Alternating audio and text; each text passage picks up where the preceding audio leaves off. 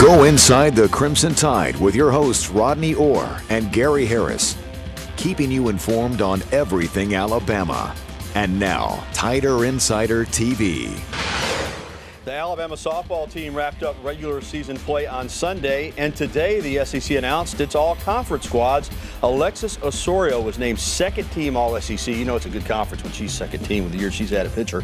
While Alyssa Brown and Bailey Hemphill are on the all-freshman squad, Alabama has had at least one all-conference player every year since the program started back in 1997. Still another couple of weeks for the baseball season at Alabama in the regular season, but the Crimson Tide is coming off clearly its best weekend of the entire year. A sweep of then number 4 ranked Auburn at Plainsman Park, led by sophomore Chandler Taylor, who had 3 home runs, 5 runs scored, and batted .500 for the series. To say the least, he's the SEC Baseball Player of the Week.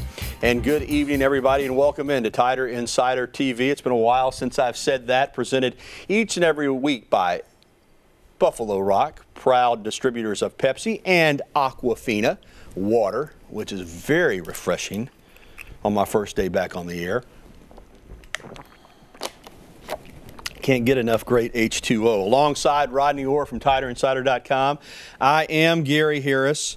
I am back, and I want to thank Brandon Cameraman, who was just marvelous sitting in with you on TITV. In fact, he was so good, I figured I better get back in a hurry or I might lose my spot permanently. But really want to thank Brandon. You guys just rolled right along. Yeah. Well, hey, we missed you, man. We're glad to have you back. Well, I'm glad to be back, and thanks again to all the viewers that reached out to me and checked on me.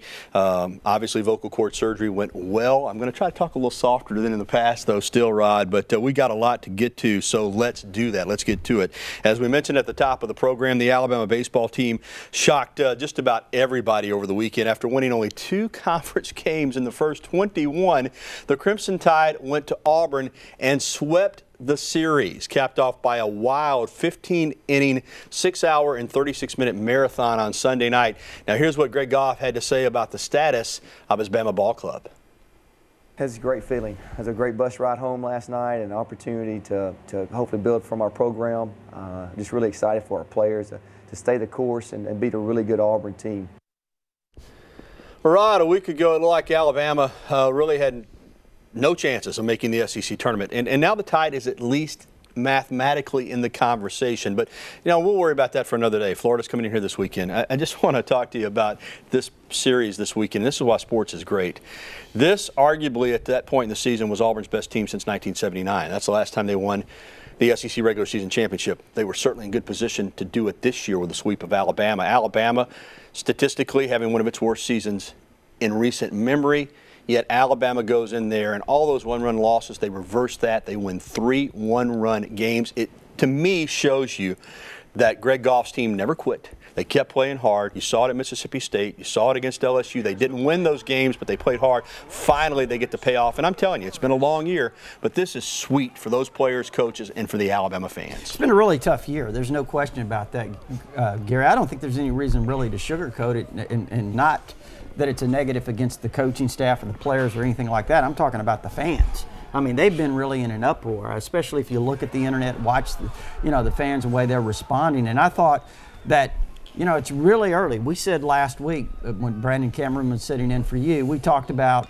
how, it's difficult in the first year making that transition for any coach. I mean, how can you really take the first year and kind of analyze that and expect a coach to turn the program around in 1 year when he hasn't had an opportunity to get his players? And I say all that to say this. I think this series against Auburn could eventually prove to be a turning point for the program in terms of, where they're going. You talked about how they had lost so many close games. Now going down to Auburn, winning some close games, all 3 of them, in fact. I think certainly from the psyche standpoint, I think it could be huge.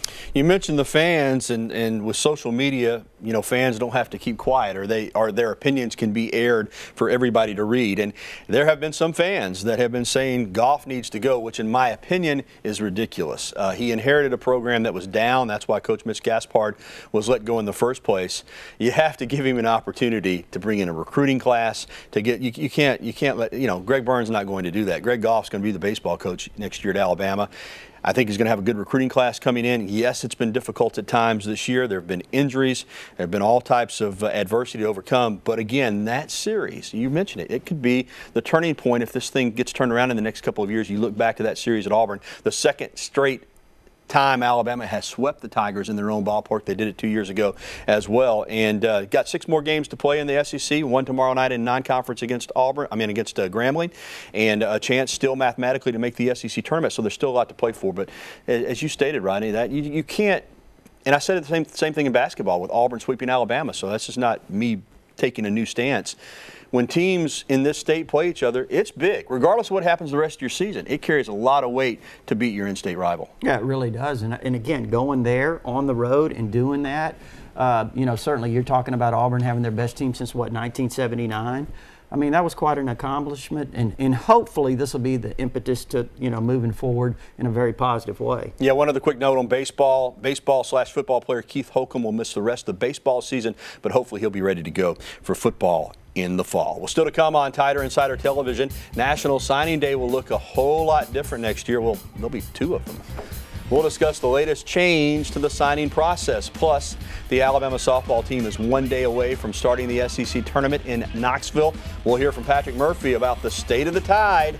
And, of course, we'll be welcoming your phone calls, emails, and tweets. Brandon's got all the information right there on your screen. Haven't said this number in a while either. 205-348-WVUA. That's 348-9882. You can email us at TITV@WVUA23.com or tweet at us using the hashtag TITV. We're back with more right after this.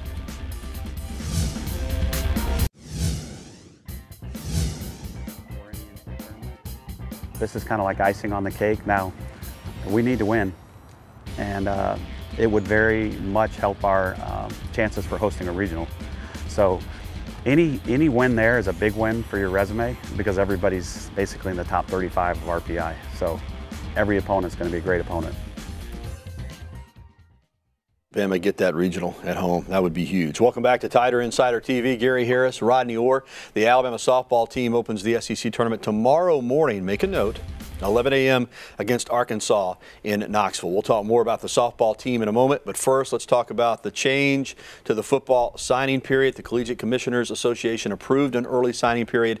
Only 72 hours, that window from December 20th to December 22nd. The proposed June period, which Nick Saban was absolutely positively against, was not approved. But Rodney, the December signing period does change things, and you know, I'm probably in the minority based on what I've read and heard. But I'm not a big fan of that. I don't like it. I think teams that are playing for postseason put a lot on the line. It's going to take away from their efforts to get ready. You're already at a disadvantage in recruiting anyway when you're playing in the postseason or have a big chance to play for a national championship. I think this is going to make it even more convoluted for teams like Alabama. I'm not a fan. Your thoughts? Yeah, that's the first thing I thought about was how difficult it's going to be. Because let me be honest with you. You're playing for an SEC championship if you are, regardless if it's Alabama or whoever. Then you know you win that championship, you're probably in the playoffs. So then you have to start preparing for that. It already is difficult enough for these teams, these coaching staffs who are involved in these games, to recruit during that time. It puts him at a disadvantage anyway in terms of the preparation and also spending time recruiting. And now you got a 3-day period where you got to worry about signing guys. I think it's going to make it really difficult for those teams. Yeah, I do too. Just not a fan of it. If it's not broken, don't fix it. It's my theory, and I know a lot of people didn't like just having one signing period. I think a lot of the people that didn't like it in administrations are from universities that don't recruit as well. They get early commitments, and they're afraid that programs like Alabama, Ohio State, the top programs, will steal some of those guys. And if they can go ahead and get them signed in December, they don't have to worry about that. Clearly, you don't have to sign, but it's here, and that's just the way it is. Well, as we said, the SEC softball tournament starts tomorrow morning in Knoxville, Alabama. The 5 seed, the Crimson Tide, just missed the bye. The first 4 teams get byes. They'll take on Arkansas, which is probably good they're getting to play. It gives them an opportunity to win a game. And while the Tide enters the contest coming off a nice win on Sunday against Auburn, the team has been on a bit of a slide late in the season. 4 straight series losses. That's crazy by Bama standards. Only 2 wins in the last 8 SEC games. So, Rodney, the good news is Alabama did win on Sunday against Auburn, so they avoid the sweep. Auburn did win its first ever series against the Tide in Tuscaloosa, but they get the win. That gives them a 12-11 SEC record, which means they've never had a losing record in SEC play. Had they lost on Sunday, that would have been the case. You see 27 there, taking one off the arm there, but she has been outstanding. Osorio, the pitcher. You know, it's one game, but I think they got a little momentum on Sunday. It's kind of a fresh start, and hopefully Demi Turner will be back for the regional. I think this team can make some noise. Well, that's interesting that you say that. Obviously, this hasn't been the greatest of years in that regard. You know, they've struggled. You mentioned the series losses that they've had, uncharacteristic. They've had difficulties hitting the ball. You know, you certainly, again, like we talked about the baseball team, you hope that game on Sunday kind of propels them forward in a positive way. Here's the good news. When you've got Osorio and Littlejohn, you got a chance against anybody you play. Right. You said it, offensive woes. They have not hit the ball consistently. They've not run the bases the same way. They've kind of been hung up between trying to find some people at the top of the lineup to get on base, particularly with Turner out, and then having people to drive them in. If they can score runs, and I know that's a big if based on this season, the way they've struggled, but if they can score runs, they'll beat anybody because those two pitchers are as good as it gets in a 1-2 punch in the SEC. So we'll see what happens beginning tomorrow. Tomorrow's a huge game. If Alabama can get that one, it'll increase their chances of hosting a regional. Then they would turn around and play the number 4 seed Texas A&M on Thursday. Well, coming up on TITV, an update from Athens where the Alabama women's golf team takes a commanding lead in day 2 of the NCAA Regional. And next, we're welcoming your phone calls, emails, and tweets. There's the information on the screen on how you can get in touch with us either through the phone, via email, or on Twitter at #TITV. We'll be back with more right after this. Last year, Alabama golfer Cheyenne Knight was the SEC Freshman of the Year. She won up to this year. She's the SEC's Golfer of the Year. She's really good, by the way. So is this team. Her teammate, Kristen Gilman, is the new SEC Freshman of the Year, taking the spot of Knight from last year. That's how you get good. You recruit great players regardless of the sport. Both Knight and Gilman are in Athens, Georgia for the NCAA Regional. Big performance from the Crimson Tide in day 2 of the tournament. The Tide finished this round at 4 under. That puts them at 3 under overall. They've got a 5-stroke lead over second place Baylor heading into day 1, or the final day tomorrow. The top 6 teams from the NCAA Regional advance to the NCAA National Championships. And the men's team will head to Washington for its regional beginning next week. And we'll head to the phone lines. Let's go and check it out. Mary is with us tonight, first up here in Tuscaloosa. Good evening, Mary. Good evening. How are y'all doing? Very well. I got 3 questions. Oh, boy. Okay.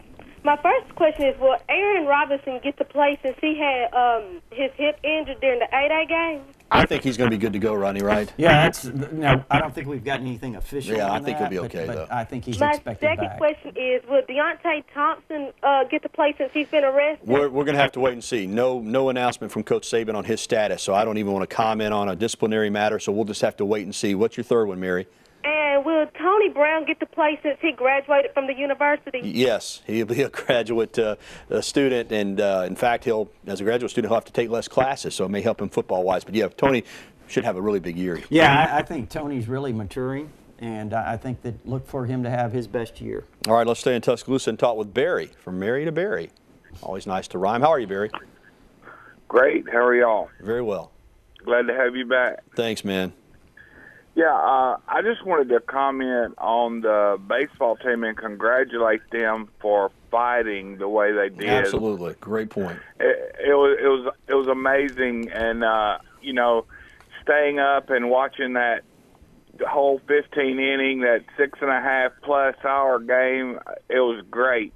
And I want to say this to the fans out there. You know, I'm with you. I understand. You know, we've been disappointed the past few years.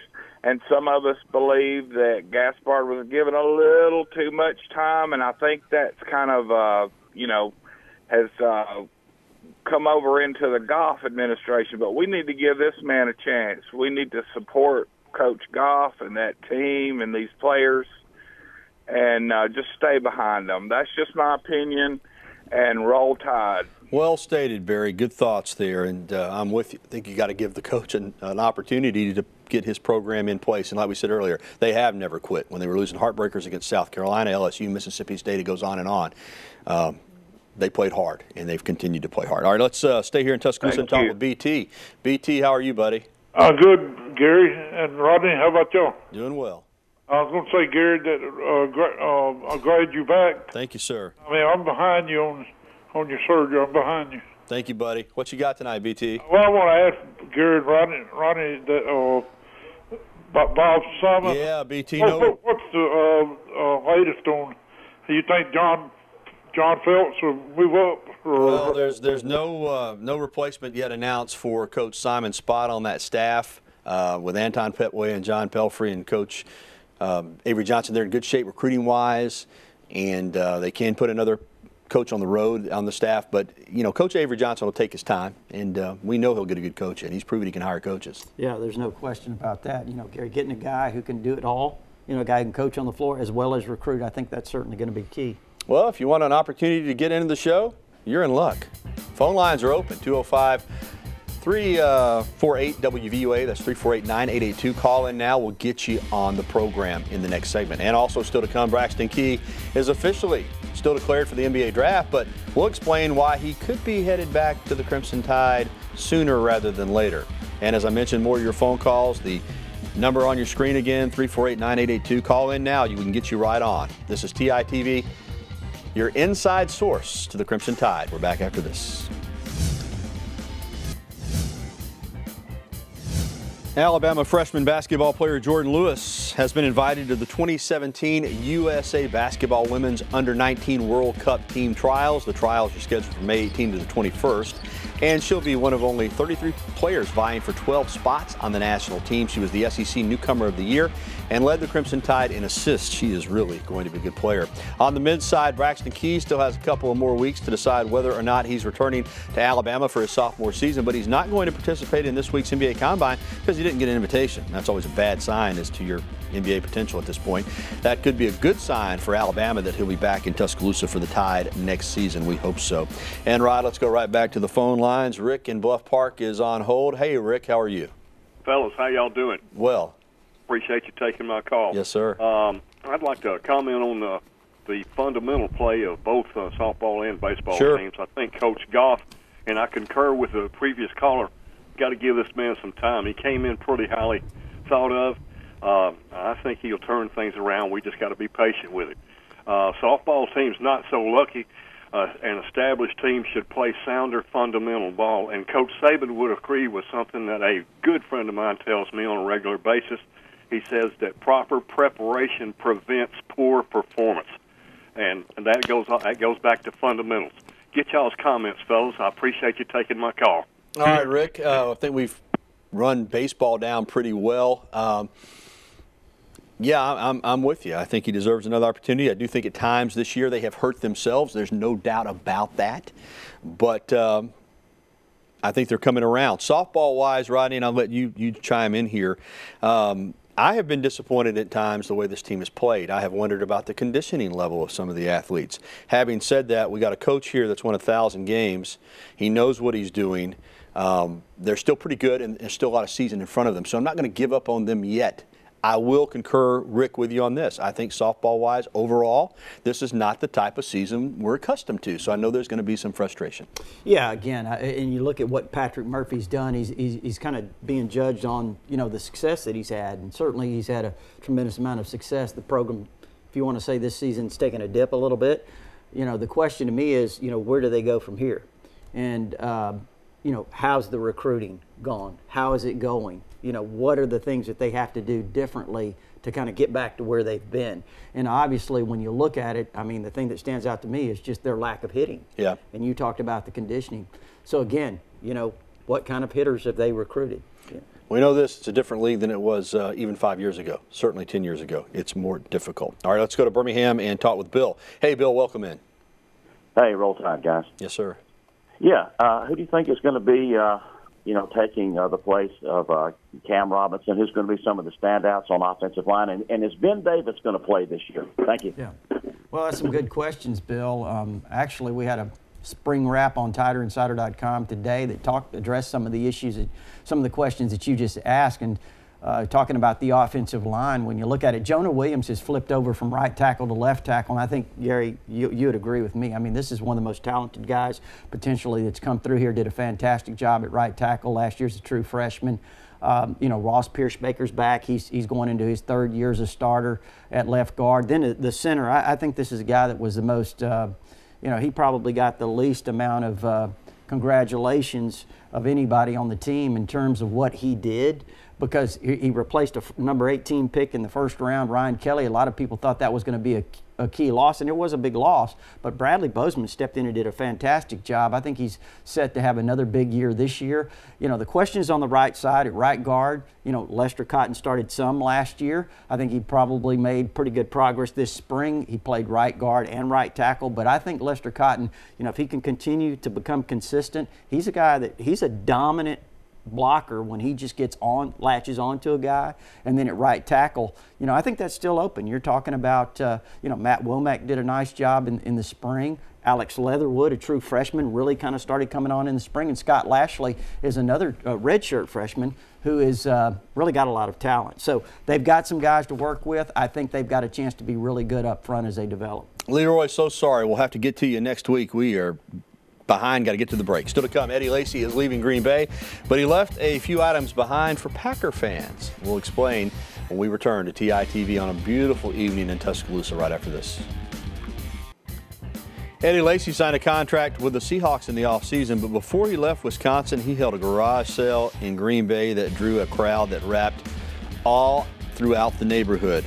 And to make it even better, a lot of great Packers items were sold. He's donating all the proceeds to charity. Well, as always, our beautiful shirts and ties provided by the Locker Room in downtown Tuscaloosa, home of the original elephant wear.